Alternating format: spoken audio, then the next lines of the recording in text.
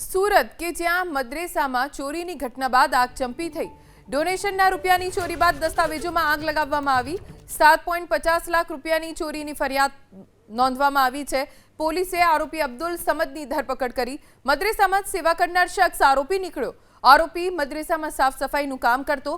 બુરખો પહેરી વહેલી સવારે મદ્રેસામાં પ્રવેશ કર્યો। તાળું તોડીને 7,50,000ની રોકડ અને ફોનની ચોરી કરીને ફરાર થઈ ગયો।